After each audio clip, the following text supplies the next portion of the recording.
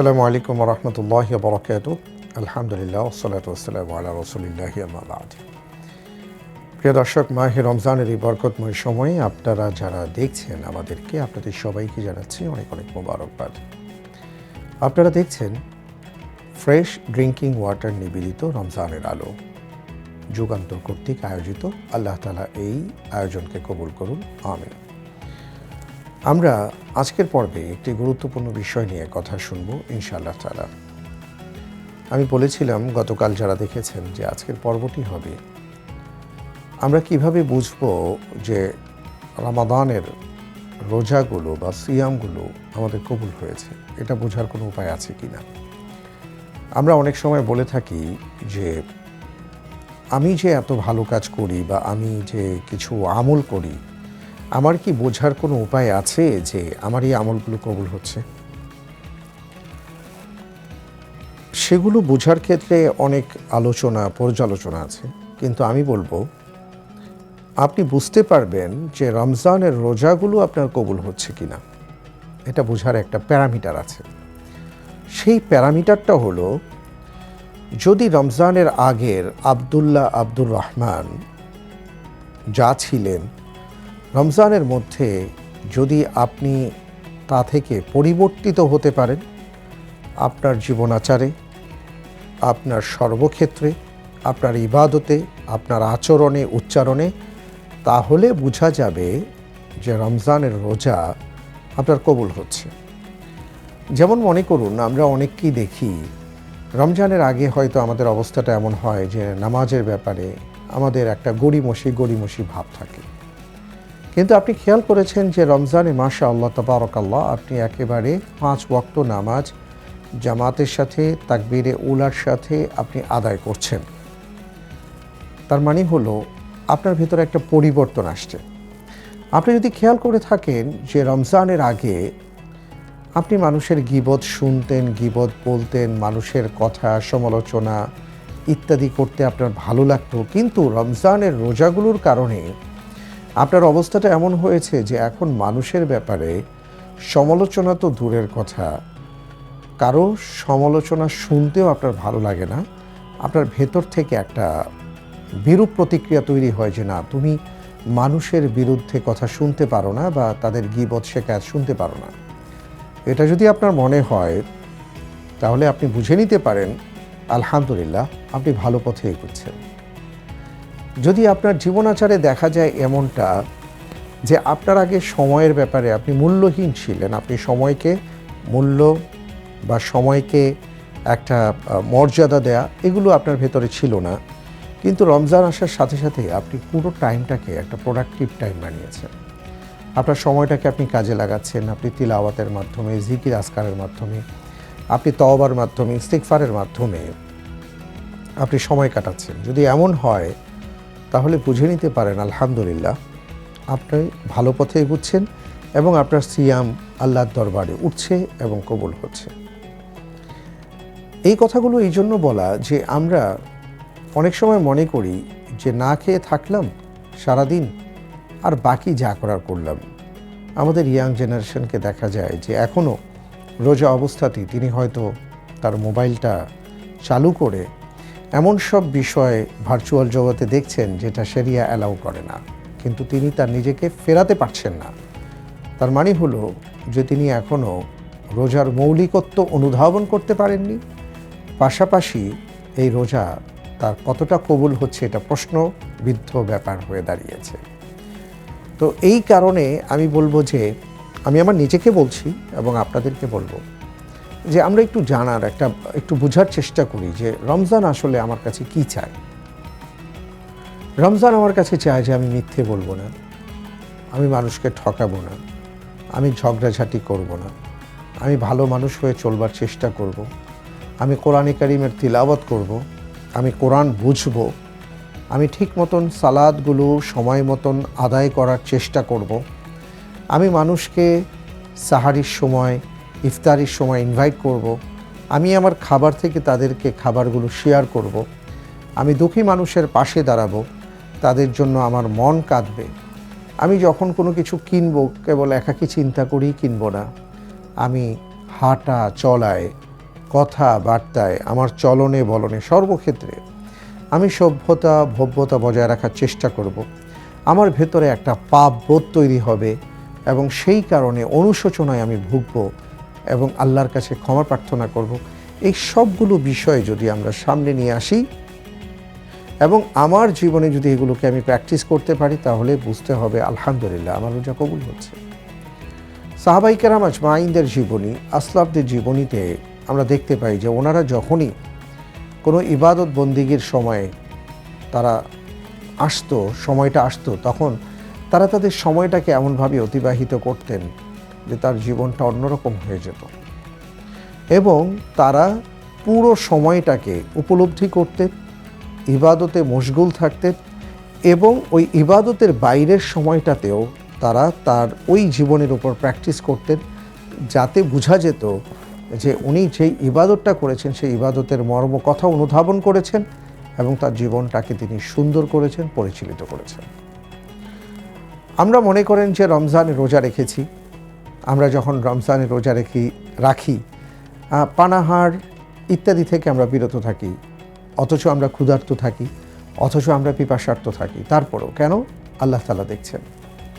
এই শিক্ষাটা যদি রমজানের বাইরেও আমরা সব সময় ধরে রাখতে পারি, স্বাভাবিকভাবে তখন আমরা অপরাধ করতে পারবো না। কারণ আমি দেখতে পাচ্ছি, আমার কাছে মনে হচ্ছে যে আমি তো আল্লাহ তাআলাকে দেখতে পাচ্ছি। সেটা যদি নাও হয়, আল্লাহ রব্বুল আলামিন আমাকে দেখতে পাচ্ছেন, এই বিশ্বাস তো অবশ্যই আছে। এবং এটা যখন আমার ভেতরে কাজ করবে, তখন স্বাভাবিকভাবেই আমি অন্য মানুষ হতে বাধ্য। তখন আমি বুঝতে পারবো রমজানের রোজা আমার জীবনে কাজে আসছে।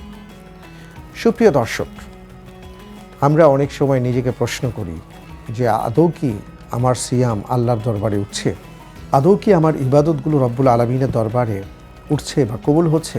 এটা বোঝার সবচাইতে সুন্দর প্যারামিটার হলো আপনি যে ইবাদতটা করছেন সেটা কতটা সুন্দরভাবে করতে পারছেন এবং আপনার জীবনে তার কতটা বাস্তবায়ন করতে পারছেন। যদি আমরা সেটা করতে পারি, রমজানের ভিতরে বাইরে যদি ভালো মানুষ হতে পারি এবং সিয়াম সাধনার সময় যা যা আমাদেরকে বলা হয়েছে, আদেশ অথবা নিষেধ, সেগুলো যদি পুঙ্খানুপুঙ্খভাবে আমরা পালন করতে পারি, তাহলে আমরা বুঝব যে আমার রোজা আল্লাহর দরবারে কবুল হচ্ছে।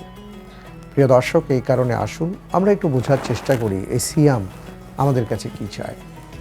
এই সিয়াম আমার কাছে যা চায়, যদি আমি তা দিতে পারি এবং চেষ্টা করতে পারি, তাহলে আশা করা যায় আমাদের এই রোজা আল্লাহর দরবারে কবুল হবে।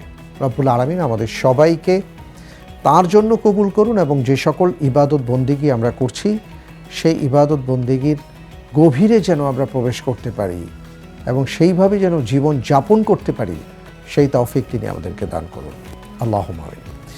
প্রিয় দর্শক, আমরা অনুষ্ঠানের অনেকটা শেষ পর্যায়ে চলে এসেছি। আমি বিদায় নেবার আগে বলতে চাই যে গতকালকের তারাবির সালাতে আমরা 14তম পারা পড়েছিলাম এবং 14তম পারা সূরাতুল হিজর আছে এবং এই পাড়ার আমি যদি আপনাদেরকে বলি যে এই পাড়াতে বিশেষ করে একটা গুরুত্বপূর্ণ ঘটনা আছে, সেই ঘটনাটা আমাদের মনোনিবেশ করা দরকার, উপলব্ধি করা দরকার। যেমন আল্লাহ সুবহানাহু ওয়া তাআলা সূরাতুল হিজরের 28 নম্বর আয়াতে আল্লাহ সুবহানাহু ওয়া তাআলা ইরশাদ করেছেন, ওয়া ইয ক্বালা রাব্বুকা লিল মালাইকা ইন্নী খালিকুম বাশারাম মিন সালসালিম মিন হামাইন মাসনুন। এখান থেকে সেই ঘটনার সূত্রপাত, সেটা আমরা কম বেশি অনেকেই জানি যে আল্লাহ রব্বুল আলামিন তিনি তার সিদ্ধান্তের কথা ফেরেশতাদেরকে জানিয়েছেন, আদম আলাইহিস সালাতু ওয়াস সালামকে সৃষ্টি করেছেন এবং সবাইকে বলেছেন সেজদা দেওয়ার জন্য। এই ঘটনাটা এখানেও উল্লেখ করা হয়েছে। তো সবাই যখন সেজদা দিয়েছেন, ইল্লা ইবলিস আবা ইয়াকুনা মা'আস সাজিদিন, তিনি ইবলিস সেজদাকারীদের সাথে সম্পৃক্ত হয় নাই। যখন তাকে জিজ্ঞেস করা হলো কেন তুমি সেজদা দিলে না, তখন সে এখানে বলেছিল ক্বালা লাম আকুন লিআসজুদা লিবাশারিন খালাকতাহু মিন সালসালিম মিন হামাইন মাসনুন। সে যুক্তি দিয়েছিল, সে তর্ক করেছিল, সে বলেছিল যে আপনি তো আমাকে সৃষ্টি করেছেন, জিন্নাতদেরকে সৃষ্টি করেছেন আগুন থেকে, আর মানুষদেরকে সৃষ্টি করেছেন মাটি থেকে, তো মাটির চাইতে তো আগুনের প্রভাব বেশি, শক্তি বেশি, তো সুতরাং আমি কেন তাকে সেজদা দিব। এরপরে আল্লাহ সুবহানাহু ওয়া তাআলা তাকে জান্নাত থেকে বের করে দিয়েছেন। প্রিয় দর্শক, এই ঘটনা থেকে একটা গুরুত্বপূর্ণ বিষয় হলো যখন রব্বুল আলামিনের পক্ষ থেকে কোনো আদেশ আসবে, আল্লাহ রসুল সাল্লাল্লাহু আলাইহি সাল্লামের পক্ষ থেকে কোনো নির্দেশনা আসবে, যেটাকে আমরা বলি কোরআন এবং সুন্নাহ।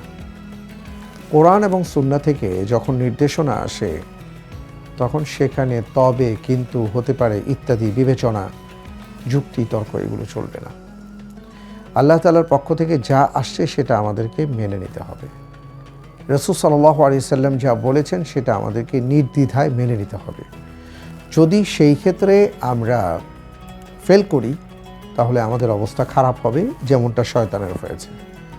অর্থাৎ শয়তান তার জ্ঞান, এই জ্ঞানটাকে ইসলামের ক্ষেত্রে বা আল্লাহর বিধানের ক্ষেত্রে সে জ্ঞানটাকে ব্যবহার করেছে রব্বুল আলামিনের বিধানের বিপরীত, ফলে তাকে জান্নাত থেকে বের হতে হয়েছে। সুতরাং আমাদের প্রত্যেককে এই বিষয়ে খেয়াল রাখতে হবে, আমার বুঝে আসুক চাই না আসুক, আল্লাহ তাআলা যা বলেছেন এটাই সত্য, নবীজি সাল্লাল্লাহু আলাইহি ওয়াসাল্লাম যা বলেছেন এটাই সত্য, এর বাইরে আর কোনো কথা নেই। যদি সেই শিক্ষাটা আমরা লাভ করতে পারি, তাহলে আলহামদুলিল্লাহ আমরা সফল হব। আর যদি শয়তান আমাদেরকে ওয়াসওয়াসা দেয় যে না, তুমি যুক্তিতে আসো, তুমি তর্কে আসো, এটা কিভাবে হবে বা কিভাবে হতে পারে, তাহলে আমরা যেন শয়তানের সেই দিনের কথা মনে করি যে সেই দিন সে আল্লাহ রব্বুল আলামিনের কথার বিপরীতে, আদেশের বিপরীতে সে যুক্তি এবং তর্ক দিয়ে বুঝাবার চেষ্টা করেছিল, যেটা অন্যায় এবং যেটা অপরাধ। আল্লাহ তাআলা আমাদের সবাইকে এই বিষয়গুলো বোঝার তৌফিক দান করুন, আল্লাহুম্মা আমিন। প্রিয় দর্শক, আমি অনুষ্ঠানের শেষ পর্যায়ে চলে এসেছি। আপনাদেরকে এবার আমি একটা প্রশ্ন করতে চাই, আর প্রশ্নটি হলো, সূরাতুল হিজরের কত নম্বর আয়াতে আল্লাহ সুবহানাহু ওয়া তাআলা বলেছেন যে আমি মানব জাতি সৃষ্টি করতে চাই? ফেরেশতাদেরকে এই সিদ্ধান্তের কথা উল্লেখ করেছেন। আমি সেই আয়াত নম্বরটা এর আগে বলেছিলাম। তা আপনি খুঁজে বের করুন। যদি উত্তরটা বুঝতে পারেন, জানতে পারেন, তাহলে আমাদের কমেন্ট বক্সে উত্তরটি লিখে দিন। ইনশাআল্লাহ আমরা লটারি করব, এর মধ্যে একজন ভাইকে বিজয়ী ঘোষণা করব, আর তার জন্য ছোট্ট গিফট থাকবে যুগান্তরের পক্ষ থেকে। প্রিয় দর্শক, আজ তাহলে এ পর্যন্ত।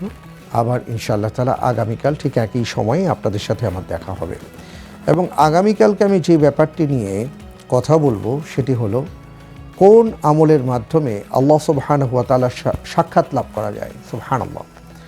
কোন আমলের বিনিময়ে, কোন আমলের মাধ্যমে আল্লাহ রব্বুল আলামিনের সাথে আপনি সাক্ষাৎ করতে পারবেন, এই বিষয়ের উপরে ইনশাআল্লাহ তাআলা আলোচনা হবে আগামীকালকে। আপনাদেরকে দেখার আমন্ত্রণ জানিয়ে আজকের মতন বিদায়। আল্লাহ হাফিজ। আসসালামু আলাইকুম ওয়া রাহমাতুল্লাহি ওয়া বারাকাতুহু।